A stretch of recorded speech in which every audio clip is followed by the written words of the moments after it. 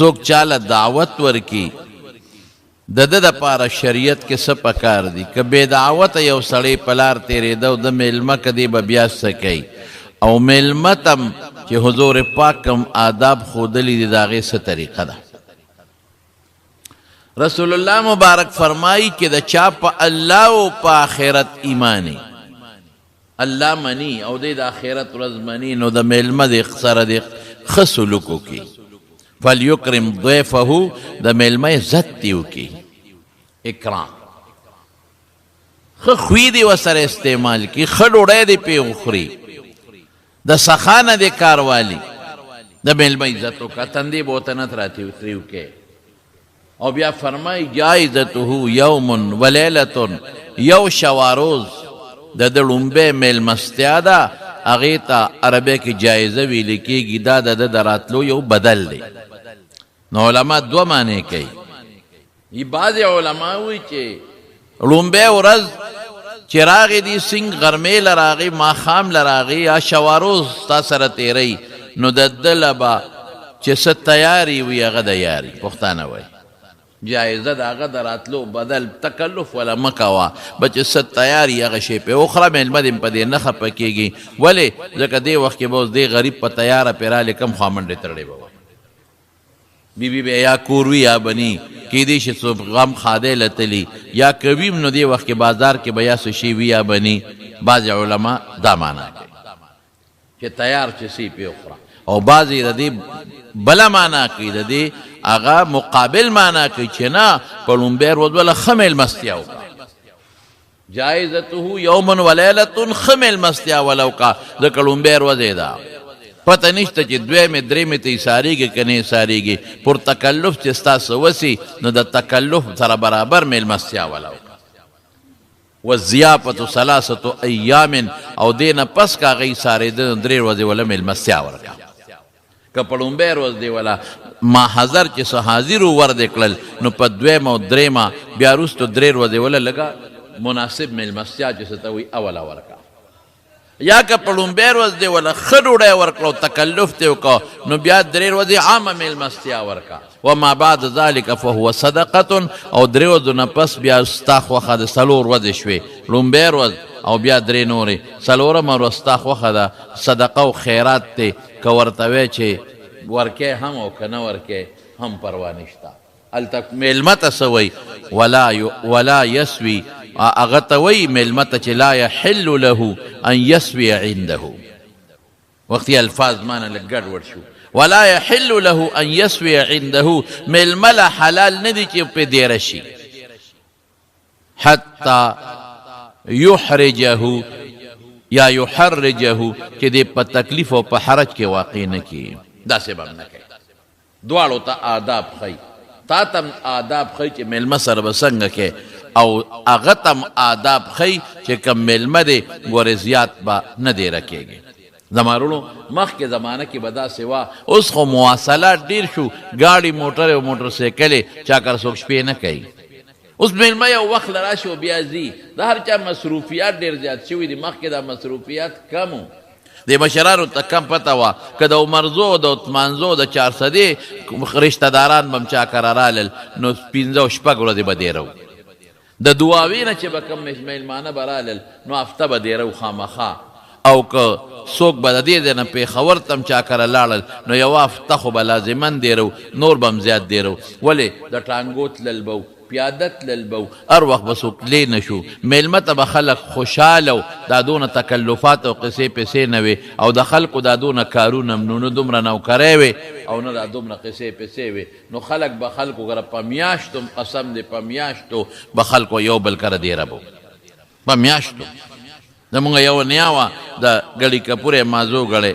زما د پلار مور وه دا مازو ګړی نه دلته راواده شوې وه نو امونږ به مازو ګړی ته لاړو میاشت 20 ورځې به هم تېرولې هغوی چې به دلته رالل یو میاشت به دلته کې دیرو خوشحاله به یو بل ته خفګان بنو د یو بل نه به نو خفه او خوشحاله کېدل به دغه د رسول الله مبارک زمانه کې ما قصې اوس خو هغه شی نشته اوس خو چې لاړ شي چې اوس که نه بس تلواره مې دلته میلمانه مې را روان دي هلته دوکان خالي دی هلته پلان کې دی په موټرسایکل منډه ده او ترړه ده اوس هغه وختونه نشته او نه چا کره څوک شپې کوي او مخکې به میلمانه و داسې دې ځای نه به خلک لاړل پېښور ته دیره به یو بل کره نو هغه اوس هم که هغسې څوک کوي نو رسول الله صلی الله علیه وسلم د هغې آداب ښیي. یو خبره دې ځای کې ستاسو مخکې کومه ده چې لومبی میلمستیا چا کړې ده؟ شعب الایمان هغې کې یو حدیث دی چې ان اول ما ضیف الضیف ان اول ما لومبی هغه چې د میلمه میلمستیا کړې ده هغه څوک دی؟ حضرت ابراهیم علیه السلام دی. لومبی د میلمه میلمستیا ابراهیم علیه السلام کړې ده. او څنګه میلمستیا به کوله؟ ابراهیم علیه السلام به بغیر د میلمه نه روټۍ نه خوړه او فرشتې راغلي وي انساني شکل کې د لوط علیه السلام د قوم تبیله تللې او هغه فرشتې د انسانانو په شکل کې راغلي ابراهیم علیه السلام له نو څنګه میلمستیا وله وکړه؟ داسې نه لکه زموږ ستاسو میلمستیا. میلمستیا څه؟ فما لبس ان جاء بعجل حنیز، فورا یې وله سخیر وید که ګډو چیلیم نه سخی ولا رالال کو او هغې ولا روید که حنیز محنوز روید شوی لکه په سکرو باندې چې سړی د میلمه دپاره خوراک روید کوي دقسې ولا روید کو میلمنو ته کېښودی. دې ته میلمستیا وایي. زموږ څه میلمستې؟ میلمه به راشي او د چای وخت یا د ډوډۍ وخته نو موږ به زر ورته ووایو هلکه څنګه چل دی؟ تورې بس کې که شنې بس کې؟ به دا ټیزن ست دی. یہ ته څه ویلې کېږي؟ ټیزن ست. تورې بس کې کشنې بس کې. هلکه که ډوډۍ وخت نی نو توره چای ده، قانون دا دی. او که ډوډۍ دې وخوړه د هغې نه پس شنه چای ده. پناره څوک شنې څکي؟ پناره خو مونږ چې ته شنه نه رلی او بشیرجان ته که د شنه چای کېښوده نو وینې خو یې نه خو داسې لته به ورکړي چې چارک به غونډ در باندې در واړی. دې خو شنه چای په چایو کې اړوي حسابی نه نه څکي. ما ته پته یې مخامخ ناست دی. هلکه شنه پکې شته؟ نشته. جنت کې به د پیو نهرونه به نو چې پی نهري نو په شنه څوک څه کوي چې پی هلته پی بیږي او شاد بیږي. بهر کې زما رونو خلاصه د خبرې دا ده چې لومبی میلمستیا حضرت ابراهیم علیه السلام کړې ده. اوس رسول الله صلی الله علیه وسلم فرمای وی ښکلی طعام کم یو دی؟ مخ میلمه ته تندې راترېو کړي. پیغمبر مبارک فرمایي احب الطعام الی الله ما کثرت علیه الایادی. احب الطعام الی الله ما کثرت علیه الایادی. وی د خدای پریز هغه طعام بهتر دی چې ګڼ خلک پې کیني او په یو ځای خوري. ګڼ خلک کیني نو یو یې دا معنا هم ده چې په کور کې ټول یو ځای شي او په یو تال باندې روټۍ خوري. یو یې دا معنا هم شو کثرت علیه الایاد. ډېر لاسونه پې راجمع شي، ډېر لاسونه. نو دا هم خوند کوي، خوندوره ده. د رسول الله صلی الله علیه وسلم په زمانه کې د جومات نه بار یو غټه کاسه پرته وه. دا به ستاسو به زموږ د خلکو به څه میلمستیا غټه کاسه به پرته وه، لویه کاسه جفنه لویه کاسه. هغې کې به څه و خبرې؟ هغې کې به یو اوښ حلال که او د ابې پکې غونډ ور واچو پوخ به یې که او د هغې خوروا به وه او صحابه به راتلل شل لس دېرش یو ځای به یې ډوډۍ خوړه پاسېدل به نور به راتلل خوړه به پاسېدل به نور به راتلل خوړه به پاسېدل به. دومره غټه کاسه. اوس هم په عربو کې دا رواج دی. هغوی په دې وړو پلیټونو ملیټونو کې روټۍ نه خوري. عربو ته دا څو ګورئ د هغوی رواج اوس هم دا دی. غټ غټ خانکونه یا خانکونه منځ کې کېږي او پنځه شپږ کسې راتاو شو په شریکه پکې روټۍ خوري. او نبی کریم صلی الله علیه وسلم ما اکل فی سکرجا په دې وړو پلیټونو کې رسول الله مبارک هم خوراک نه دی کړی. دا نه چې دا وړو پلیټونو کې خوراک ګناه ده، ګناه پکې نه ده. هغه زمانه کې رواج ده. او بل دا چې په یو ځای په شریکه خورې نو ټول خلک په خوند روټۍ وخوري، مزیداره روټۍ وي، هر څه یو ځای شي مکس شي او هغه خوندوره مي مزیداره مي. یو بل سره مینه محبت هم پیدا شي، د یو بل جوټه هم پکې وخوړلی شي، د یو بل لاس هم لاس سره وجنګېږي، د یو بل عزت هم پکې شي او یو ته وي دا تو خوره بل ته شي ورمخکې کې دا تو خوره په شریکه وخوري نو خوندور هم ده. نو ځکه رسول الله صلی الله علیه وسلم فرمایي چې احب الطعام الی الله ما کثرت علیه الایادی. یا کور کې په شریکه چې خوراک کوئ په ګڼه کوئ، یو ځای کینئ په شریکه خورئ. او یا دا چې میلمانه راوغواړئ چې لاسونه ګڼ شي نو خوراک ورسره کوئ. دا یو. حضرت انس فرمایي، دا د انس قول دی، دا ډېر عجیبه دی. ان زکات الرجل فی دایره ان زکات الرجل فی داره ان یجعل فیها بیتا للضیافة. لکه د انسان د مال زکات دا دی چې ته به هغه 40 روپۍ ورکې مثلا. د بدن زکات دا دی چې صدقه فطر او سرسایه به ورکې. د کور زکات څه دی؟ یو کور جوړی هغې کې هم زکات پکار دی. د هغې زکات حضرت انس وی دا دی چې یو کوټه پکې میلمستیا له مستقله جوړه کا چې میلمانه دې راځي او په هغې کې روټۍ خوري. دا د حضرت انس قول دی. زکات البیت زکات الرجل فی داره ان یجعل فیها بیتا للضیافت. حضرت انس فرمایي یو پکې جوړه کړه. اوس زما رونو میلمستیا چې ته کې د میلمه د کوربه دپاره هم یو آداب ضروري دي. یو دا دی چې حلال طعام به پخې، په میلمنو به حلال شی خوري، حرام به پې نه خوري. حلال به خوري. حلالو کې برکت دی، حرامو کې برکت نشته. حلال رزق چې خوري د حلالو ډیر لوی خیر دی په حلال رزق کې. حرام سړی حضرت انس رضی الله عنه د رسول الله صلی الله علیه وسلم خاص صحابي دی. 10 کاله د پیغمبر علیه السلام خدمت کړی دی. یو ځلې حضور پاک ته عرض وکړه الله رسول ما ته داسې دعا وکړه چې ما الله مستجاب الدعوات کی. ناشنا دعا ده چې زه څه غواړم چې خدای پاک هغه څه کوي. حالانکه دته رسول الله مبارک 3 دعاګانې کړي دي. مور راوسته ام سلیم او رسول الله مبارک ته کېنو او ورته وایي انیس خادمک دا انس ګوټې د خدمت کوي، فادعو الله له د خدای نه در لپاره سوال وکړه. نو رسول الله مبارک ولا داسې دعا وغوښته اللهم بارک له فی عمره وماله وولده. خدای عمر کې مولا برکت واچوه، مال کې مولا برکت واچوه او بچو کې مولا برکت واچوه. نو هغه دعا د پیغمبر مبارک قبوله شو. اخره کې دی بصرې ته تللی دی او دا حضرت انس په بصره کې آخر من مات من الصحابة بالبصرة، په بصره کې اخیری صحابي دا وفات شوی دی په بصره کې. او د حضرت امام ابو حنیفه رحمت الله علیه چې کوم صحابه سره ملاقات شوی یو پکې حضرت انس ابن مالک دی. نو دی وی د حضور پاک دعا راته ولګېده. وی د خلکو باغونه په کال کې یو ځل میوه کوي، زما باغ په کال کې 2 ځله میوه کوي. مال کې برکت دا شو. او په عمر کې برکت څه دی؟ وی سلو تقریب بلکې سلو نه وړېدلې ما نه مې غاښ پرېوتې دی نه مې ږیره لا سپینه شوې ده. دا د عمر برکت. ټیک ټاک هم برابر. او اولاد کې برکت څه دی؟ وی تر اوسه پورې ما 2 بچین وسی ولیدل. 2 بچین وسی مې ولیدل او نور دې پکې خدای خیر واچي چې نور څونه را روان دي. دا برکت. نو هغه حضور پاک نه بل سوال کوي الله رسول ما ته داسې سوال وکړه چې زه مستجاب الدعوات شم، چې زما دعا قبلیږي، چې زه څه دعا کوم چې الله قبلی. رسول الله مبارک ورته عجیبه لفظ وایي تاسو ته هم وایم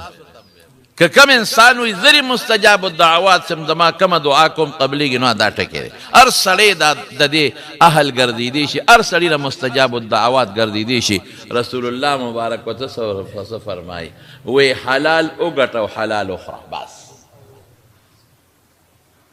حلال کماو اور حلال کاو. حلال وګټه او حلال وخوره. بس ولې چې کم انسان ترغیب و ترهیب کې د منذری علی کی چې کم انسان حرامن وړی وخوري، حرامن وړی یون وړی 40 ورځو پورې د دعا نه قبلیږي. بس خبره خلاصه. مونږ چغې وو که نه الله زمونږ دعا نه قبلیږي. زنانه چغې وي زمونږ دعا نه قبلیږي. سړي چغې وي چې تهجد او د پاڅېدم د دعا مې خلش نه شوه نه قبلیږي. سوره یاسین حاجت پوره کېږي هغه لولم دعا نه قبلیږي. سار او ماښام خدای ته چغې وام دعا. حضرت موسی علیه السلام په لاره روان دی، جلیل القدر پیغمبر دی او یو سړی لګیا دی دعاګانې کوي او داسې دوا دی سړي شروع کړې ده چې جاړي او ګیره ټوله د اوښکو نه ډکه ده او د الله صفتونه کوي. یا الله یا الله یا الله ته مهربانې خدایه ته دعا قبلې. الله زه محتاج یم ستا چاته. دا د خدای صفتونه او لګیا دی رب العالمین ته. حضرت موسی علیه السلام شاته ودرېده چې دا سړی خو زما امتي دی، زه خو یې لا نیم لیدلې خو چې دې دعا کوي زه پې امین وایم. دا قبلېدو والا دعا تا به څنګه خدای نه قبلوي. دې جلا ته وګوره، دې لاس چې دا وجود یې رپي د الله د یارې نه دې رپېدلو ته وګوره، دې چغو ته وګوره او یوازې لګیا دې څوک شته دې نو باندې ته صحرا ته روتې دې خدای ته چغې وایي. شکل یې دا غریبۍ او دا عاجزۍ جوړ کړی دی او شکل شاته ورته غلې غوندې ودرېده چې دی دعا کوي زه به پې آمین ویما. فورا جبریل علیه السلام راغی موسی څه چل دی؟ وی د دې سړي دوا ته حیران شوم، د دې جړا ته حیران شوم، عجزۍ ته او رپېدو ته او چغو ته او د بیریا دعاګانو ته دته ودرېدم چې دی دعا کوي زه به پې امین ویم قبلېږي. راځه وی د ده نه قبلېږي،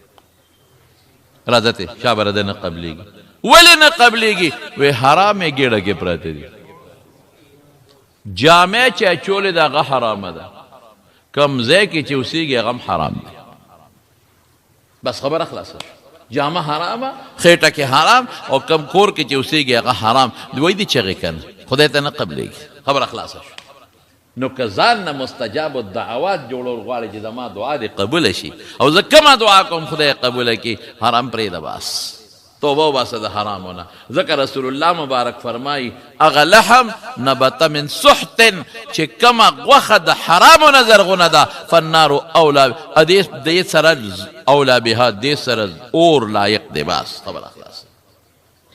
حرام خرڅه شي، حلال رزق خوره دعا به د خدای قبلې، حلال جامه اچوه دعا به د خدای قبلې، حلال کور کې اوسېږه دعا به د خدای قبلې. او که دا حرام خوري کې په قلار کې نه فریادونه مه کوه زما دعا کوم او نه قبلېږي، دعا کوم او نه قبلېږي، دعا کوم او نه قبلېږي، څه به قبوله شي؟ غوا باندې ټوله ورځ پردی ګیا خورې، پردی شوتل پې خورې، په میخه باندې ټوله پردی بوساړه د شپې راوړې هغه پې خورې، خشاک باندې چې اور بلې ټوله ورځ پردي خشاک راوړې هغه پې خورې،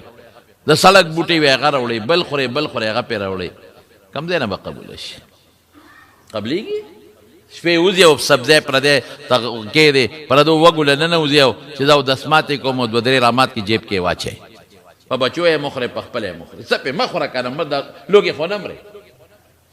قبر نه به نه ځې ته، اخرت نه به نه ځې. رسول الله صلی الله علیه وسلم لا یو صحابي راغی، الله رسوله که زه د الله په لار کې وجنګېږم مقبلا غیر مدبر، مخ په مخ شات کېږم هم نه، کوم خوا به ځم؟ وایي جنت. چې دا سړی لاړ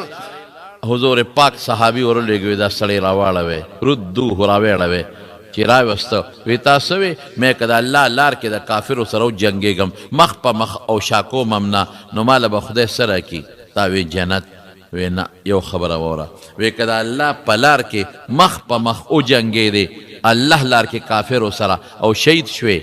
بالفرض بیا د خدای جمدي کړي، اگر چې بیا نه جمدي کېږي بیا د خدای جمدي کړي او بیا دغسې وجنګېږي او بیا شهید شوې بالفرض بیا د خدای جمدي کړي او بیا هم دغسې وجنګېدې الله د رضا دپاره کافرو سره او بیا شهید شوې، هله به جنت ته ځې چې پردې قرض در باندې ني او چې دومره دا ګوته مبارکه یې داسې کړه چې دومره پردې حق در باندې پورې جنت ته نشې تلې. الآن جبریل، اوس جبریل راغی وقال لي هکذا، ما ته دا خبره وکړه. څونه حرام خوري کوي، څومره مونږ حرام ښځې دپاره والله که دې پکار شي، خویندو دپاره زما په رب که دې پکار شي. یوم یفر المرء من اخیه و امه و صاحبته و بنیه. خود قیامت پر ورځ به یو بل نه تښتي، هغه بچې به دې پکارېږي چې حلاله دې وله وګټه او ده پې علم وکړه او ده پې قرآن ووه او دې د قرآن تلاوت کړي او تا نه پاتې شو دې منځونه او دسونه ذکرونه کوي، دا نور دې نه پکارېږي. ځان له ولې خیرت خرابوي د پردو دپاره، هلته نه پکارېږي. او چې لال مړ شو به دغه څلوېښتي ملوېښتي د خلکو د خاطره کې در پسې وکړه چې خلک وایي پلار پسې ډو خیراتونه هم څلوېښتی شریعت کې نشته، نه جمعې شته او نه څلوېښتی شته او نه پکې درېمې شته، دا هم په شریعت کې نشته. خیرات هر وخت کولی شي او هر ځای کې کولی شي او دا مخصوص چې مونږ کوو دا په شریعت کې نشته، دا نه صحابو کړي او نه رسول الله مبارک کړي. او مونږ خلک یې څه لکو، مونږ ډېرو خلکو ته وایه لکه غریب یې مه کوه، دا خاتون او دا شی مه کوه. وی خلک وایي چې اړو د پلار دپاره یې څه ونه کړل، دا به ریا تشوار سره ډب ته وغورځېدل. زمارونو لومبی خبره د حلالو. قاری طیب صاحب رحمت الله علیه لیکلي خطبات حکیم الاسلام کې، وی په دیوبند کې مدرسې سره خوا کې یو میا صاحب و شاجي به ورته وی ګیا به خرڅوله، ګیا والا شاجي صاحب هغه به څه چل کو، هغه به کال کې یو ځل د دارالعلوم دیوبند استادانو له ډوډۍ کوله. د دارالعلوم دیوبند هغه استادان چې هر یو په خپله زمانه کې د خدای ولی، هر یو محدث مفسر داعی الی الله د تصوف لوی امام هر یو هغې له به ډوډۍ کوله څه به په ډوډۍ کې غریب سړی و غریب هغه به څه چل کو ګیا به خرڅه کړه چې څه ګټه به شو څه ګټه به وه به په درې ځایه کړه یو ځای به په خپلو بچو په خپله وخوړه یو پونډه ترور و هغه به یې غېله ولېږله او یو به یې ساتله نو چې جمع به یې کړه نو کال پس به پیدا لوم دیوبند استادانو له روټۍ کوله هغې کې به وي څه غوښې او چرګان او وریجې قورمې به پکې نه وې څه معمولي غوندې خورا او څه سبزي مبزي چې د هغه د غریب به سوه سوابه و معمولي شی به قسم په خدای قاری طیب وی مونږ به یو کال د شاجي د ډوډۍ انتظار کوو چې کله به ډوډۍ راځي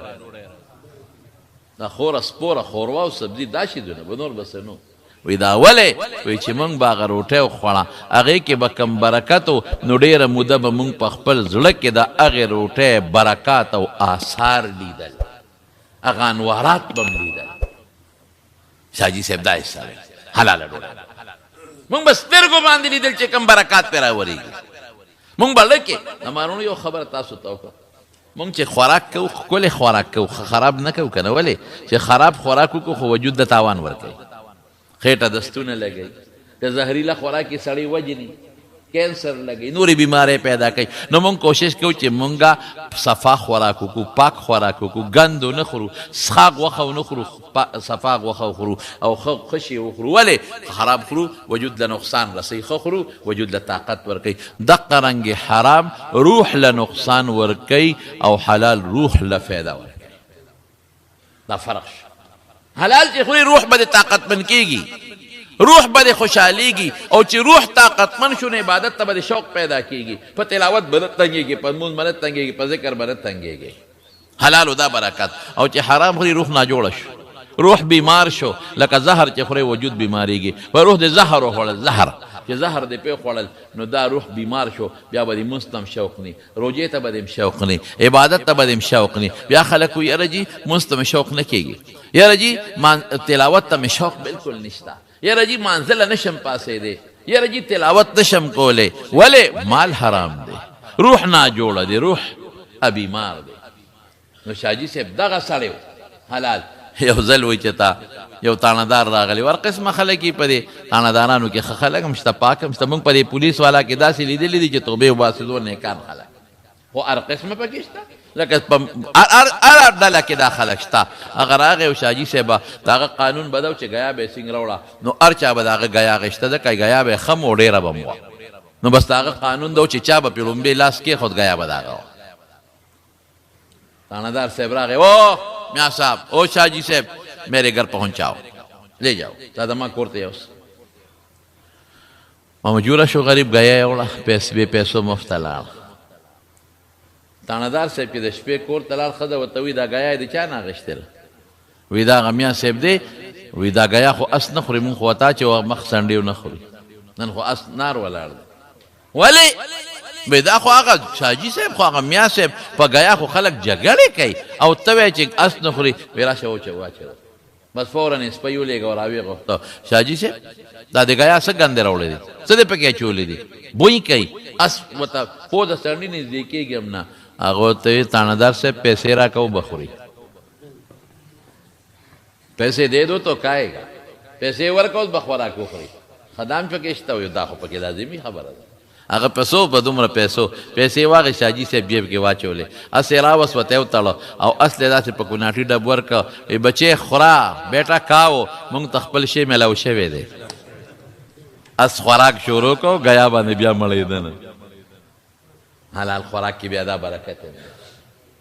نو لومبۍ خبره به دی چې میلمه له کله میلمستیا کې نو حرام به پې نه خورې حلال به پې خورې دا یوه خبره شوه دویم بسی په خپله به م حلال په میلمه دې م حلال وخوړه دویم څه دي دویم دا چې ښه خوراک به پې خوري هسې نه هلکه ډېر خلک داسې وي کور کې ښه تیل استعمالوي او میلمه دپاره مړی دا ور واچوه یاره هسې میلمه دې میلمستیا ده لا يؤمن احدكم حتى يحب لاخيه ما يحب لنفسه ځان له څه خوښی بل له به خوښی ما ته پته ده د ما وروڼو موږ خلک بوځي که نه دې ودونو له او دوا وکړه دیګ باندې نو چې څوک هم واده کوي او یا خیرات کوي نو کم غوړي په بازار کې الی دا ټولو نه بیکار او خراب غوړي بس کمزورې غوړي خراب دا ټول خلق خو دا زړو بیماران هم دی کړل دا بلډ پریشر بیماری په خلکو هم دی راوسته او یک چینا مساله راواړو پکې ور واچو چینا پکې ورول هغه ترسکونه او ډل پکې ورولي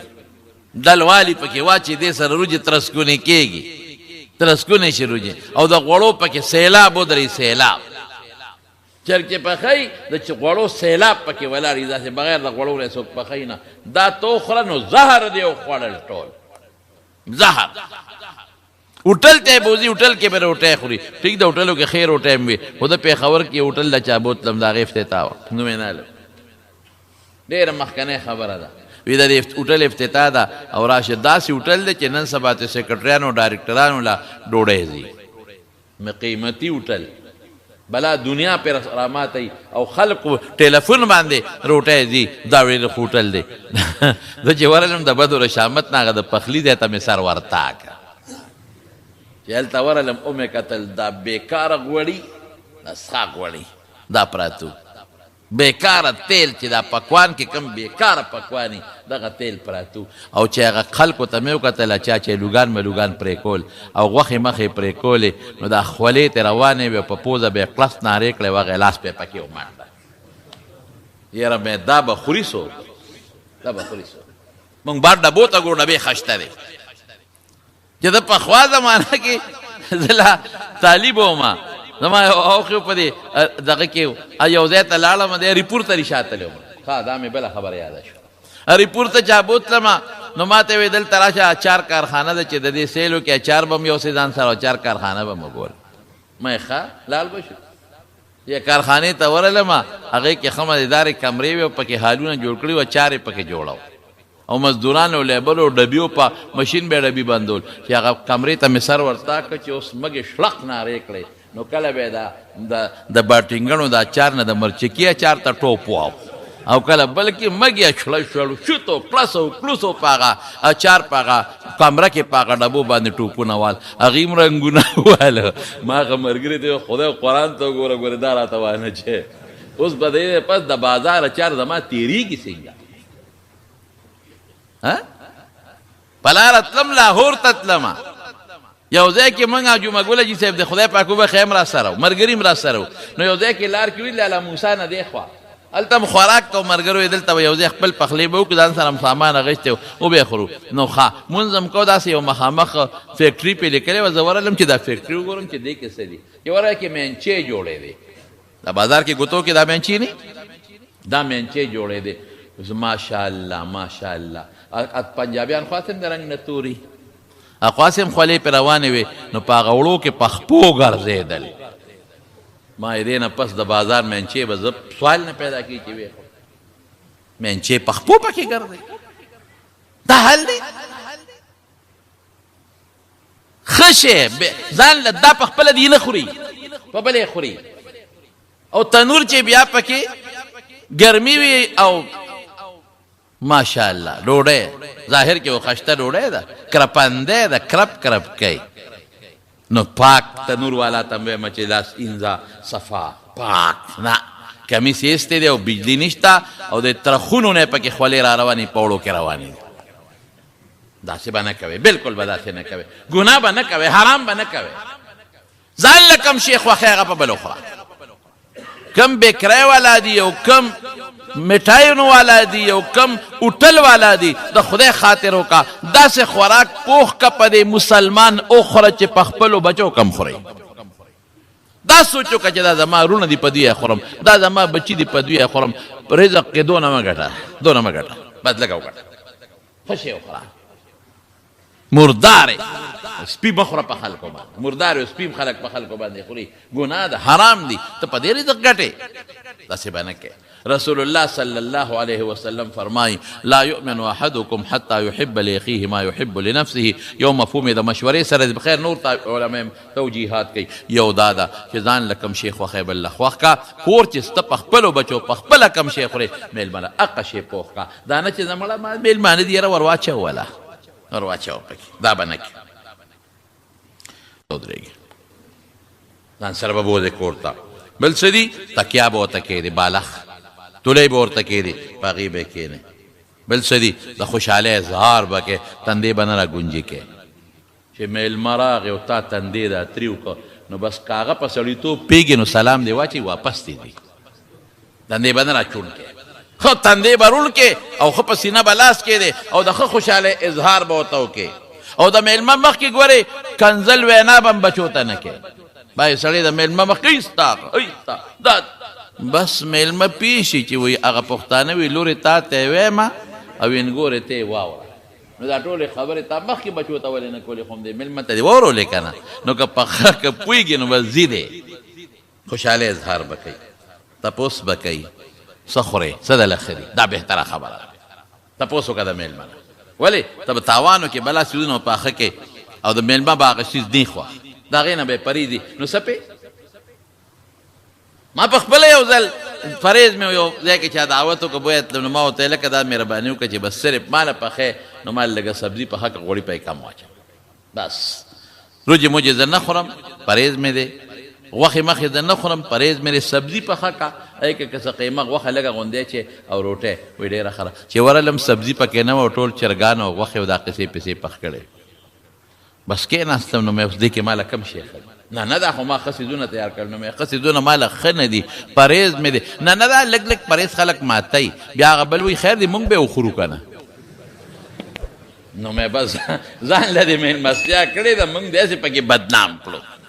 مونږ به یې وخورو که نه بس میوې خورئ تاسو دې خورئ زه خو نه خورم خو بیا د شریعت خبره یاده شو چې یاره میلمه له نري پکار چې کوربه خفه کړي نو د پرهیز د پاسه مې دوه درې څیزونه ترې راواخېسته دوی به دې مال به خوره که نه خوره که نه مې کاکاجي تا ته خو ما ویلي چې دا لاله نه دي زما پرهیز دې پې ناجوړه کېږم ولې کړې داسې تپوس وکړه د امام شافعي رحمت الله علیه یو شاګرد دی امام زعفراني د شافعي صاحب فقه زیات تر ده لیکلې ده شافعي صاحب د زعفراني میلمه شو او امام شافعي ډېر لوی مهمان نواز و چې لال میلمه شو څو ورځې وکړه دیرو نو زعفراني یو وینځه ساتلې وه ډېره قابله وه او د پخلي ډېره زیاته ماهره وه نو وینځه به راله نو د شافعي صاحب نه به یې تپوس وکړو زعفراني به ورته لیکلي وو دا شی پوخ کا ځکه هغه ته د خپل استاد مزاج معلوم لیست به یې ورته لیکلي وو نو به دا پخې او وینځه یو ځل لاله شافعي صاحب ورته یو دلته راشه یو ښایي لیست نن به څه پخې وی صاحب آقا راته دا لیکلي چې دا به پخې وی دا یو شی پکې زیات کړه نن پکې دا شی پوخ کړه وینځلاره ډېره ښه ده میلمه دی هغه شی یې پوخ کړه چې روټۍ کېښوده نو زعفراني چې ورته کوربه کم لیست لیکلی و یو شی پکې زیات وینځې ته یې واس کړه وی دلته راشه وی دا یو شی دی پکې زیات ولې پخ کړی دی تا ته چې ما کم لیست درکړی و هغې نه دا شي څنګه زیات پخ کړی دی هسې تپوس یې ته وکړه چې دا دې پړه سره واورېدل چې دا دې پخه کړه وی صاحب د میلمه راته ویلي امام شافعي رحمت الله علیه چې دا شی پوخ کا وی ماشاءالله ایله په سنتو د عمل وکړه او ویندې ته وایي چې د ده د خوښې شی دی وله پوخ که په سنتو د عمل وکړه زه په دې خوشحالۍ کې مې ازاده کړې زه په مخه دې ښه بهتره دا ده چې د میلمه نه تپوس وکړه څه شی دې خوښ دی کم څیز ته دې زړه کېږي د هغې تپوس دې وکړه چې د هغه یو شی خوښ وي چې هغه شی وله تیار کړې د هغه د خواهش مطابق شی وله تیار کړې د هغه نی خوښ نو ته تیار کړې نو څه به پې وکړې او بل ادب دا دی بل ادب چې کوشش کوه چې رشته دارانو له دعوت وکړې مونږ خلک پردو له خو کوو که نه رشته کې نه کله کله داسې کوه یو ورور دې لګي شي ټول ورونو خویندو له دې دعوت وکړي مور او پلار له یو ځای کې دې راوغواړي داسې پالموله له تخیم چې دا حسدونه به هم ختم شي دا بغضونه به هم ختم شي د اختلافات به ختم شي بل هفته کې یا بله میاشت کې د بل لور دعوت وکړي ټول رونه ورېرونه او خوریا خوري او دا ټول دې راوغواړي ما دعوت مختصر څه شی پوخ کا تکلیف مه کوه تکلفات مه کوه دی به هم راغونډ شي بل ورځ بله خور بل ورځ ماما بل ورځ ترور خاوند چې دا په میاشت کې یو دعوت کېږي تاسو نه تپوس کوم بغض به پاتې شي حسد به پاتې شي صله رحیمه به برقرار پاتې شي نو پردو له موږ څونه دعوتونه کوو په ودونو کې موږ سره دعوتونه کوو واه واه په لکونو روپۍ موږ د واده په دعوت لګو رشتو کې برانې دي په لکونو روپۍ د دوی سنت لکونه لګو شادي حال کې ډوډۍ ورکو د لور وادي په شادي حال کې ډوډۍ ورکو لکونه پې لګو او په رشته کې رشتہ دار که د کاره کور ته رام شي د چا ستوته نه کوي دعوت خپلو رشتہ دارو لو کا صله رحمي به دې برقراري او زما رونو چاله دعوت وکړه نیکانو لو کا ګنده خلک بی دین خلق له دعوت مور کوا په ابو داود شریف کې حدیث ته رسول الله صلی الله علیه وسلم فرمای لا یاکل طعامک الا تقی و طعام دستا پرهیزګاران اخري پنیکانو پرهیزګاران روټه چې په ګنده او خلق اخري بیلماز او بمون نه کوي په بیلماز او په ګنده اخري به شرابونه پیسکی او په کنزل کوي او چې پنیک انسان دعوت اخري مون به پیو کی جامه دی ولا ورکړه مون به پیو کی ډوړی دې پیو خوړه اب هغه وجود کې چې ذکر به پیو کی منځونه به پیو کی نو رسول الله مبارک فرمایي چې روټۍ خورې او دعوت کې په نیکانو باندې وکړه او بل څه شی دی میلمه به رټې نه ګوري هسې نه چې روټۍ وخوري حضرت ابراهیم علیه السلام به بېل میلمه روټۍ نه خوړه یو ځل باروت یو بوډا 70 د او یو کال یو بوډا را روان دی تالی وی ابراهیم علیه السلام د مټه ونیو راځه باباجي ما سره به روټۍ وخورې ښه ډېره ښه ده چې کور ته یې دننه که روټۍ ورته کېښوده باباجي چې کوم وخت کې روټۍ خوړه نو ابراهیم علیه السلام ورته وایي د الله نوم واله بسم الله ووایه باباجي هغه وی څوک وی الله نوم وی زه خو الله نه پېژنم کوم الله بس ابراهیم علیه السلام له غوسه ورغله چې خدای پاکه دا مې څه ګن راوسته دا مې څه بلا راوسته خدای نه پېژنې وایي زه خو خدای نه پېژنم زما خو کور کې خپل بوتان دي خدایان دي هغوی ته زه سجدې کوم وخت خدای دا په بل غم وړې حمد وایه د ډوټۍ سره د چا د الله الله خو زه نه پېژنم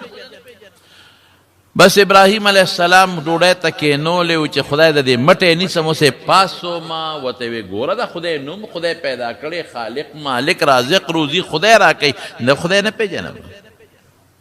ما ته مسلې مه کو ډوډۍ دې راوسته ما ته مسلې کې نه خدای نه پېژنم وایي ډوډۍ دې راته کېښوه تا را دننه کړم وایي ځه وځه په مخه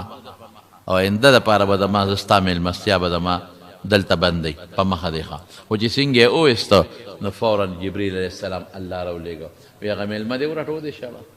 وایي ګوره د الله نوم یې نه اخېست ما سره د خدای په نوم باس وکړو خدای نه پېژني بوتانو سجدې کوي رب العالمین وفرمیل ای ابراهیمه دا دې چې څه عزت خبر یم دې چې کوم شرک کوي عزت خبر یم دې چې ما سره دشمني کوي عزت خبر یم دې زما نوم نه پېژني عزت خبر یم بیا مې ولا اویا کاله رده د خواهش مطابق ډوډۍ ورکړه 70 سال مې ورکړه یو ورځ دې میلمه شنو دې رټه میلمه ولې رټې که کافر هم دې نه به رټې اکرام الضیف که مسلمان دی او که کافر دی رټې به نه ولې دې ورټه میلمه اوهو دا مې څو کړل په منډه ورپسې ابراهیم علیه السلام لاړ لاره کې را لاندې کو باباجي زه معافي غواړم راشه نه نه بچې نه پرېږدم دې چې ته راشه په زور یې راوستو باباجي کوم الله چې ته نه منې کوم الله سره چې ته شرک کې کوم الله چې ستا اړه کې نشته هغه الله زه ملامته کړم چې دی ما نه مني او یا کاله مې ډوډۍ ورکولې دی ورټه هغه الله ورته راولېږلم اله شابه ما سره به دا روټۍ پوره کې باباجي سترګو نوخ کې روانه شوې ښه هغه رب چې زه دشمني کوم ما سره دوستي کوي هغه رب چې زه نه منم ما مني او ما یادوي ما ته دا رب وښایه او ما په خپل دین که کلمې شهادت ووې الله پاک هغه باباجي مسلمان میلمه به رټې نه تندې به ورته نه ګونجي کې اوس به کوربه څه کوي دا خو د کوربه دپاره شو اوس به میلمه څه کوي میلمه چې راشي نو تنګول به نه کوي دام قانون کې واوره بالکل به تنګول نه کوي کوربه میلمه رسول الله مبارک فرمایي ولا يحل له ان يسوي عنده دله دا جایز نه چې ورسره دیره شي حتی یحرجه یا یحرجه په حرج او په تکلیف کې واقع کې دا به نه کوي زمونږ په دې نفت العرب کې واقع راغلی ده یو میلمه راغلی و چاله چرګه راوړې وه کوربله نو هغه دیره شو وطن او روزانه به ورته وایي دا چرګه ګورې ما تاله لویه کړې ده په سبا به ورته بیا وي دې باندې ما ډېرې ښه دانې خوړلې خدای مو به خلک تعاون وکړي ښه موږ دا کار کیدی شي انشاءالله دې راتلونکې هفته کې ښه ختم راوړله او کیدی شي راتلونکې هفته کې موږ دا کار د مدرسې او د جومات شروع کړو انشاءالله پیسې کمې دي او پیسې په ډېرې زیاتې لګي نو لږ تعاون وکړئ ګورې موږ بار چندې نه غواړو اگر چې بعضې دوستانو د یو ځای بل نه پیسې را لېږلي دي موږ ته هغه په هغې باندې مونږ دا خخته مخته او څه سودا مودا د اراده ده هغې له دې الله د دنیا او د آخر خیر او برکت او خوشحالۍ ورکړي او تاسو لم دا به انشاءالله ستاسو په دې تعاون او په مدد الله پاک پوره کړي پسې چې چندې را په خدای مو ایمان دی او د خدای کور دی او د خدای جومات او مدرسه را انشاءالله الله به پوره کوي که خیر انشاءالله بهر کیف په حرج کې به نه واقع کوي نو هغه چې و نو هغه چرګار به په یادول یاره تا ما دا چرګه ګوره ډېره په مینت تا لپاره لویه په محبت تاله لویه کړې بیا به بلو او دیره دی او زینه د ظالم بچې دیره دی او هغه وله ډوډۍ راوړې او دیره دی څو ورځې ورته تېرې او هر وخت به وي په دې چرګې ما ډېر ښه خوراک خوړلی دی هر وخت به وي دا چرګه ما ډېره تاله په مینه ساتلې وه چې شپږ ورځې تېرې شوې هغه کوربه لاړه چرګ یې واپس راویسته خدای خاطر وکړه دا چرګه واله خو مونږ معاف کړه یو پیر صاحب و پیر صاحب مرید میلمه شوی تاسو ته خو وایي پخوا به خلکو ډېرې ورځې تېرولې نو چې هغه به کله شپه به یې تېره کړه روټۍ به یې وخوړل نو سار به ته مرید تپوس وکړو وی حضرت ایثار به یې او که ځای به وی نه ایثار یم ورځ به بیا تېره کړه نو پیر صاحب و نو ښه خوراکونه به یې پرې وخوړل نو سار چې به شپه وشوه بیا ورته حضرت ایثار به یې که ځای به وی نه ایثار یم نو بیا ایثار بشو بیا به پرې روټۍ وخوړه نو چې بیا به شپه تېر سار به یې بیا تپوس وکړو حضرت ایثار به یې که ځای به وی نه له ایثار یم چې څلور پنځه ورځې تېرې شوې که نه په بل ورته بیا تپوس وکړو وی حضرت تاسو به ځای کې ایثار به یې وی نه زه به ایثار یم وی ښه مونږ به درنه لاړ شو ته ایثار شه خو مونږ به درنه لاړ شو باقي وی کوربه څنګه دی لکه وی چې میلمه دي کوربه به غل نه دي نو مل به وتښتي که نه بس مونږ به د تار څه پرېږدو او بس سلام علیکم دا خو لوی مصیبت دی نو داسې به هم نه کوې بس ګوره چې دعوت یې درکدله او رالې ښه دویمه خبره بې دعوته به هم ګورې نه دی بعضې وخت کې ګوره ډېر خلک بې دعوته دي رسول الله صلی الله علیه وسلم فرمای وی چې څوک بې دعوته چا کره لاړل دخره سارقا و خرجه مغیرا وی غل ورننوته او ډاکو راووته او چې دعوت دله درکړي خط دله کور ته راغی یوازې به دی بس دی بدلېږي ډېر خلک ایثار خط راشي زامنو ته ویې داسې کار دی هغه زه خو د کار له ځمه او بچې ټول ورشئ ښه بیا خفه کېږي غونډ ورشئ خفه کېږي په دې غونډ ورتلو خفه کېږي او یړه دې راله وچو ته وایې خفه کېږي تا ته یو خط رالېږلي یو کس ده بس خبره خلاصه دویم به نه بوځي درپسې کور ته راغې د ما واده دی او د سیل مې به ټول راځې بس بیا تکړه شوه د سیل مې خو د سیل مې معنا دا چې د کور کې څوک دی هغه راشي نه صاحبه چې په محله کې وادي نو که رده رشته داران لور نو صاحب په باجا بامخیلو کې چې تالته وادي که نه نو ټیلیفون به ورته وکړې د ترور د لور د ماما د زوی د نوسي د کړوسي د پلانکي واده دی ګورې ما ته یې ویلي ټول به د سیل مې راځې نو هغه خورلڼې او خورزې او لوڼه چې څومره ام ټول راوغواړي نو په یې وردېره کړي دا به نه کوي دا ګناه ده شادي حالونو کې دا شی ډېر زیات دی زه خو نه ځم دې شادي حالونو مادي حالونو ډېر مې څوک مجبوره کړي او بس اکثر مې بوځي نکاح ده یا د نیکان خلک یې بعضې د بشیرجان دوستاني پکې بعضې دا مخامخ ناست دی نو ما بوځي چې ته نکاح وتړي یا دوه درې خبرې وکړم نو زه ورته خپل ټیم وښیم ولې شادي حال کې چې وایي اته بجې ډوډۍ ده که نه نو 12 خلاصېږي او اکثر پکې تنګ ډکور هم وي تنګار هم پکې خېږي نیکان هم پکې شته هر قسمه پکې شته دی نو په دې شاهدي حال کې سي اکثر مونږ ته خلک وایي مونږ خو د 300 انتظام کړی هغې ته م ویلو 600 راله د 300 کړی 700 راله په دې پیښور کې یو قسم قوم ګرځي چې په دې هم پوه کوم احتیاط وکړئ احتیاط پیښور کې یو قوم ګرځي هم دې پسې ګرځي پردو ډوډو پسې هغوی څه چل کړي کباړ کې هغه په 100 روپۍ پتلونه اخیستي کباړي او کبال کې هغه د 100 روپو کوټي هغه ځان لا اچولي او سپری مې په ځان مګلي او ښه چشمې نه لري 15 روپو والا تورې چشمې هغه اچولي او کونټۍ په لاس کې نیولي صاحب بوټان یې کباړي اچولي پالش کړي وي او چې په شادي حال ورشي که نه هغه ته څوک ویلی شي چې مه راځه کارت شته که نشته هغه هم سوچ کړي چې پلار به وي د زوی مې میلمه دی او زوی به وي د پلار مې میلمه او یو بوی چې دا مې ورته ماما زوی وي دی ترور زوی وي دی چې راشي که نه د شادي حال مخکې کوز شي او کوم سټایل یې جوړ کړي خپله کونټۍ ړقی سلوټ ورته کېږي ګورنر صاحب راغی سلام په خیر جی حضرت دلته کښېنه ښه مزېدار کښېني بې دعوته ورننوځي چا ورته نی ویلی ځان یې ریګمال کړی دی ځان یې خشته کړی کینی ښه ډوډۍ که ډوډۍ په طبیعت برابر شو خو د سیل مې وخوري که په طبیعت برابر نه شوه نو ضروري بیا بل شادي حال ته ځان رسوي دا ډېر قوم دغسې ګرځي قسم دې سره ته قسم خورم جومات کې ناست یم ما د خپل کلي یو سړی ولیدل یو شادي حال ته د ډېره موده شو اوس مړ دی هغه سړی مړ دی خدای پاک دې وبخي نوم چې نالې بیا غیبت کې نه راځي د دې خپل کلي یو سړی مې ولیدو ډېر عجز سړی و ډېر عجز سړی و او مزدور کار سړی و او یو ځای کې مو څو چشمې اچولې پتلونه یې اچولی دی کوټ یې اچولی دی او په شادي حال چې زه سره وځم دقه یې چې دی راننوته داسې مې وویل سر یې ښکته کړه مې دلته راشه هلک څه کې خیر دی پتلون دی پکې څنګه اچولی دی د پتلون د تړلو په چل هم پوهېږې که نه پوهېږې دا دې څه چل کړی بس ما وی اوس دې ملامته کېږي غلې غوندې تی ووتم مې دا اوس وګوره ورته دې اوس تورنګزو نه راغلی دلته په شادي حالونو باندې ګرځي خدای چې څو به یې والي نه غرمه یو کې او ماښام بل کې او بل وخت بلکې داسې د یو ځای بل دی نه خلک ځي دا چې وي 300 تنویل او 600 راغلل دا څوک دا فرشتې خو نه دي راغلي او نه پیریان راغلي دي دا همدقه خلک ګرځي دا د کباړ پتلون متلون یې چول او چشمې مشمې او ځان یې سیکرټري صاحب او د ځان یې لوی ته به وایي چې بس وروره دا خو دغه دی دا څه ورته ویل کېږي لوی سیکرټري دی پولټیکل ایجنټ دی دته به څوک وایي چې مه راځه دا حرامه ده قسم په خدای حرام که یو سړي ته پته چې دی راځي ملا صاحب د سره بغیر شاګرده نه ګرځي یا دا خان صاحب د بغیر د ډرایور نه نه ګرځي یا بغیر د یو ګنر نه نه ګرځي نو هغه دلالتن ورته زموږ علما وایي هغه پکې بیا شمار دی رسول الله صلی الله علیه وسلم له یو صحابي ډوډۍ کړې چې کله دعوت له روان شو هغه د دعوت په وخت کې یو صحابي نو وروسته ورسره ملګری شو هم ورسره روان شو چې پیغمبر مبارک ته ځي زه م ورسره چې هغه دعوت دی له ورغې هغه ته څه وایي وی تا چې کوم وخت دعوت راکوه دا یو ملګری پکې نو دی اوس وروستو راغلی دی نو که ستا خوښ اجازت ورکوې خو ډېره ښه ده که نه دی به واپس شي هغه صحابي وی بلکل زما له طرف نه اجازت دی را دننه دی شي بې اجازته و بلکل نه دی او بې دعوته به پردی ډوډۍ له بلکل نه دی دا ګناه ده دا په شریعت کې حرامه ده او حضرت بل بسي چې کله روټۍ خوري د خدای نوم بالې بسم الله به وی ښه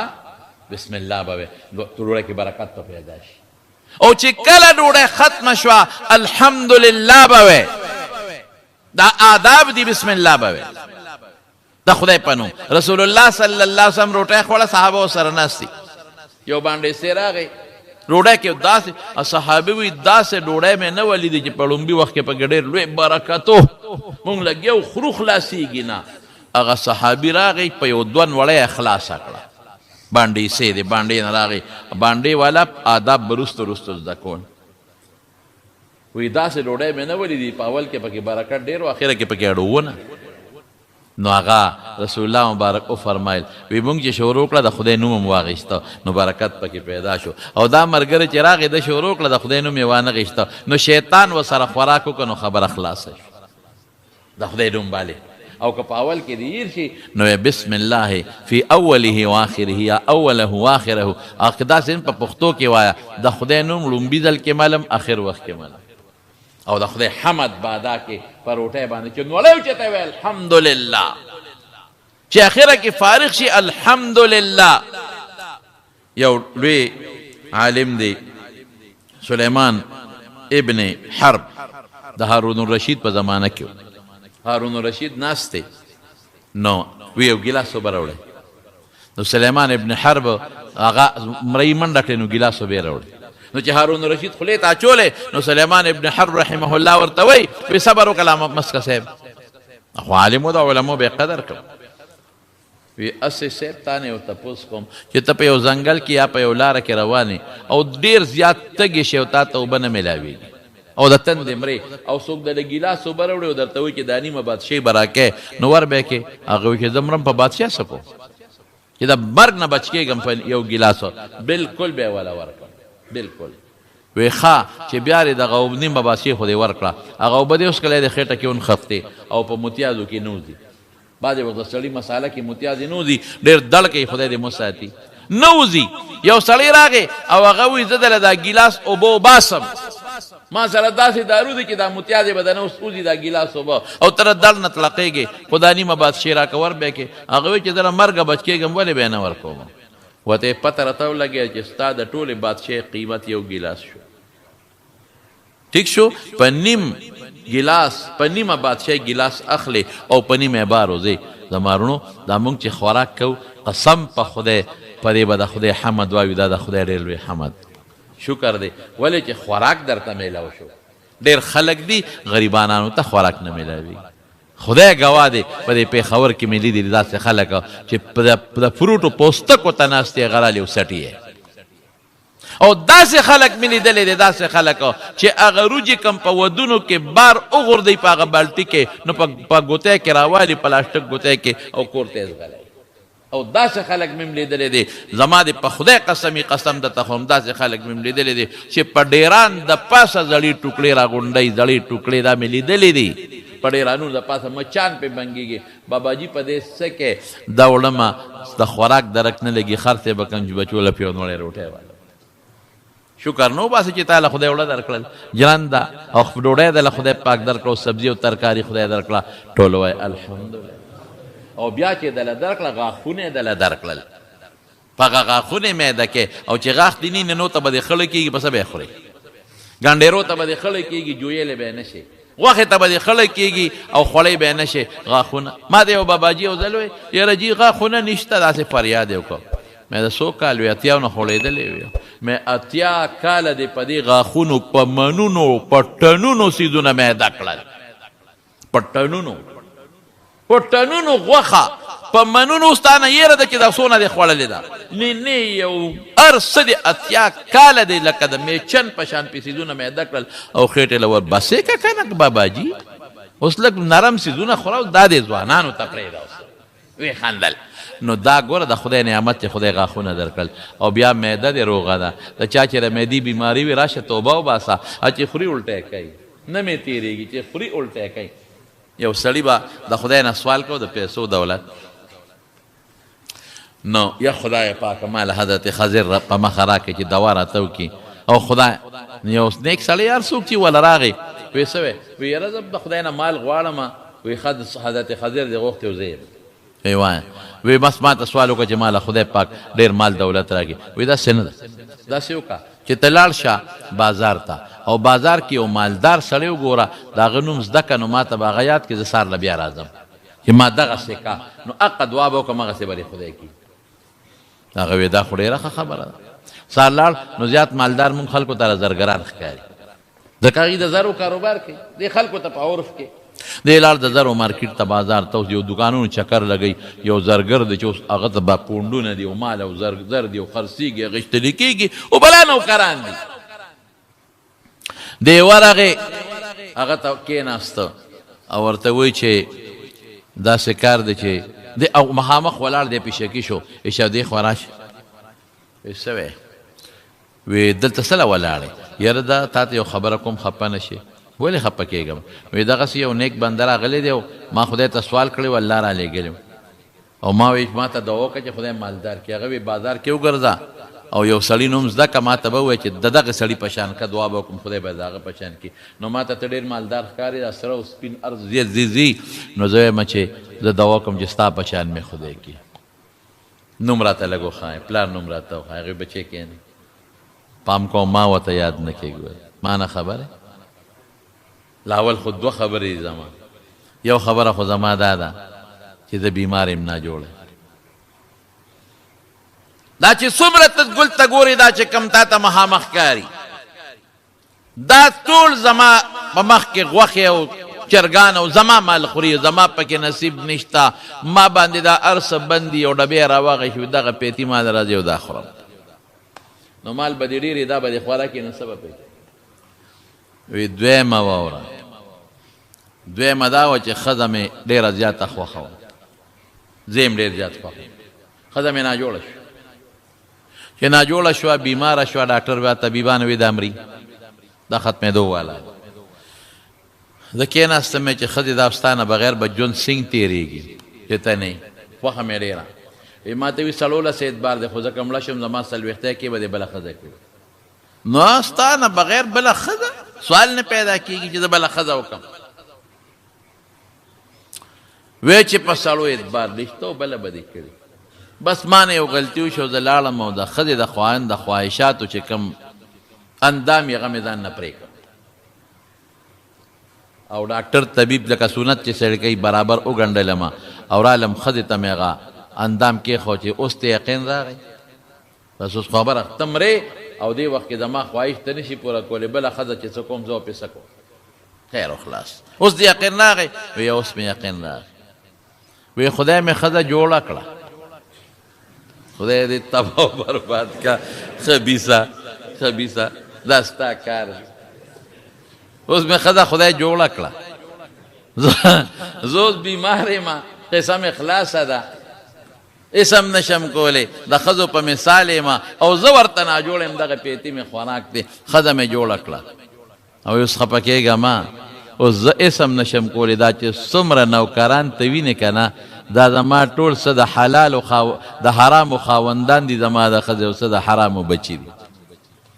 ښځه مې لګیا ده ګناه کوي او بچي دې پیدا کېږي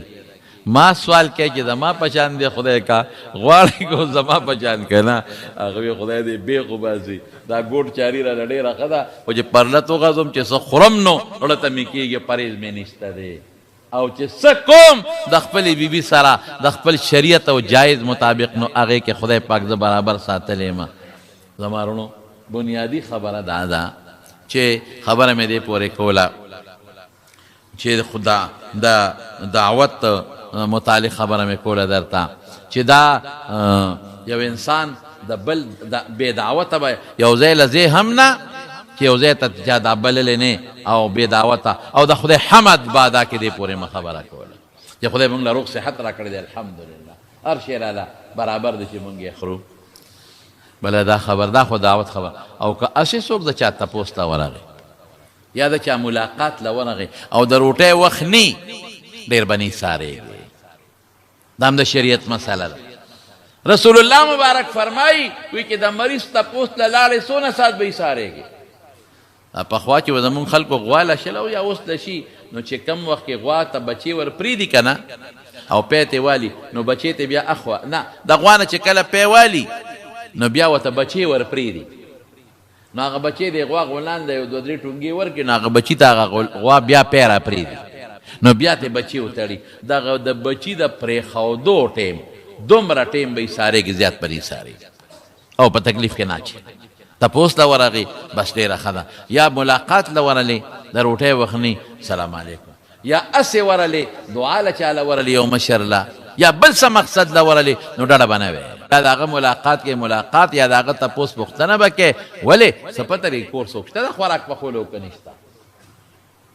یا کور د خوراک څه شته که نشته یا کیدای شي کور والا بیماران انتظام نشي کولی که د ډوډۍ په وخت کې ورلې نو بس چې هغه ته څه تیار یې هغه به درته راوباسي په هغې به خفه کېږې نه چې تا زما مېلمستیا ونه کړله